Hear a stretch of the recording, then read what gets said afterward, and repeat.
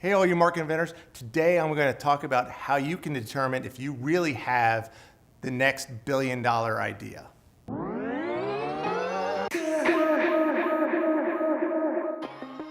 Hey, all you market inventors. Common question I get asked, is my idea worth anything? Is it worth $1 million?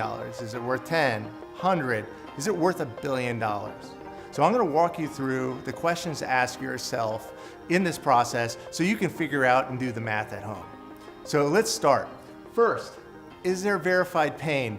You'd be surprised how many people come up to me and say, hey, I got an idea, I got this great idea, and you're like, okay, is anyone gonna buy it? Is there enough pain there?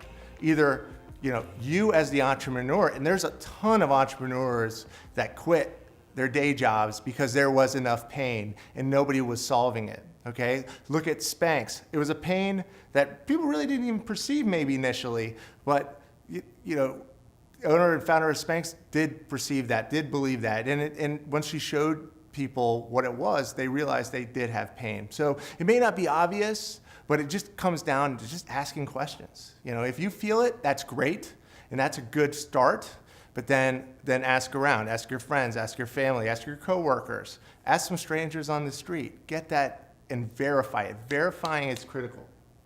Is it trend setting? So you don't want to be behind the times, but you don't want to be too far out either, because if you're going too far out, you may beat the market. Timing is everything, okay? Timing is everything. Look at LifeLock. LifeLock hit the timing just right. They started hitting, data protection, insurance around security, personal security, all of that before we had all these data breaches. Now they're in prime, best position to take advantage of this pain we're all feeling right now. You have a market vision, okay? So what is a market vision? Market vision is saying, okay, this is where we sit. These are the products and services. I understand who the customer is. I understand the pain. Here are the competitors. They may be in different markets today, but because this is probably going to disrupt that market, they'll probably come in. Just try to map that out. And it won't be perfect, and it will change. But it'll give you a good sense of ideas of what it looks like. What are the products and services? How it all works together, the partners that you may need. And the bigger the pain, the bigger the market. So you really got to have that vision. And think big here. Think big. Don't think small. But your market, though, could also be regional. It doesn't have to be this big global thing. Now, if you're regional, chances are it's not a billion-dollar idea. But if it's a global change of major pain, it probably is. And share wallet. Okay, so understand your customer's budget. If it's the individual person over the household budget, if you're a product side, like what's the average? Are you going for the middle market, or going to the high end, the 1+1%ers, or are you going to the extra high end, the 1% of the 1%ers? You just got to understand. Or if you're at a business-to-business firm, accountants, like if you're servicing accountants or the CFO, if you're an accounting firm, understand the CFO's budget. Which you probably do, but just understand that. And understand where your value comes into that on share wallet, because your services may only be worth 10% of their total share market. Say it's $100, simple math, okay?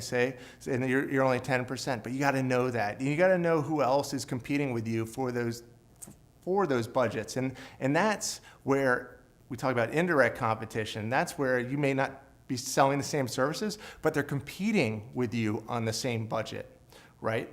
So it could be a lot of things. And then it's just simple multiplication, guys and gals. It's just simple multiplication. So it's really about understanding, what percentage, say it's $100, and how many households or how many CFOs are out there that would buy your services, and just do the math. And that gives you the idea directionally where if it's a billion-dollar idea or not. And the cool thing is, a lot of times, these big ideas, you don't know how massive the market is. So then try to just use, again, trend setting, use case studies to do an analysis. So again, is there verified pain? Do you feel it? Is it enough to make you quit your day job to solve this pain? Because it's going to be difficult, but it's worth it. Trend setting. Are you just ahead of the trend? So when you're ready to go to market, you're hitting the timing right? And this is a very difficult thing, but and it's a little bit of reading the tea leaves, but what do the industry experts say? What do the customers say? What do competitors say once you understand the market vision? What is your vision? How does it fit? Try to map that out.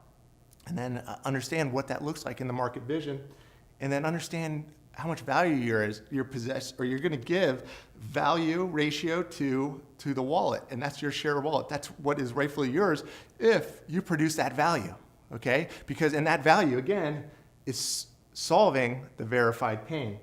And then, again, simple multiplication. Or just use Google Sheets, a calculator. Just do it. It's not that hard.